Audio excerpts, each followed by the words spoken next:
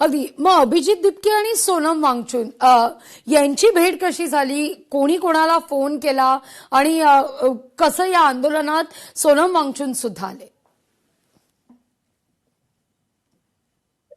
सोनम सरांची आणि आमची जी कॉन्टॅक्ट झाला तो पहिल्यांदा इंस्टाग्रामवर झाला. जेव्हा लडाखच्या जे लेफ्टनंट गव्हर्नर आहे, उपराज्यपाल आहे, त्यांनी त्यांना भेटायला बोलवलं आणि तिथं त्यांनी सोनम सरांना थोडी वॉर्निंग दिली की तुम्ही या कॉकरोच जनता पार्टीवाल्यांसोबत त्यांचा सपोर्ट करू नका. त्याच्या आधी सोनम सरांनी ऑनलाईन सपोर्ट केला होता. अच्छा. तर लडाखचे जे उपराज्यपाल आहेत त्यांनी त्यांना सांगितलं तुम्ही यांचा सपोर्ट करू नका, हे पाकिस्तानचे लोक आहे, असं आहे तसं आहे.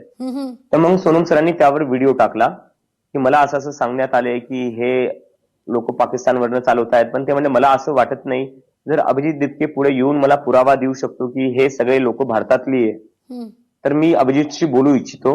मग त्याच्यानंतर मी खाली सरांना कमेंट केली सरांच्या इंस्टाग्राम पेजवर की सर मी तुम्हाला सगळे डेटा दाखवायला तयार आहे, जिथं 94.60% जे फॉलोईंग आहे आपल्या पेजची ती सगळी भारतातून आहे. बरोबर. आणि जे बाकी देश होते ते अमेरिका होते, इंग्लंड होता, कॅनडा होता, दुबई होता, जिथं भरपूर भारतीय जातात काम करायला किंवा शिकायला.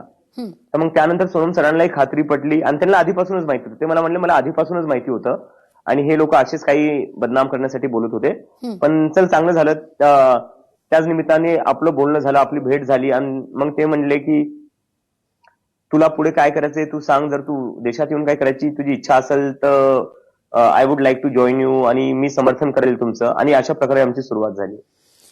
अरे वा.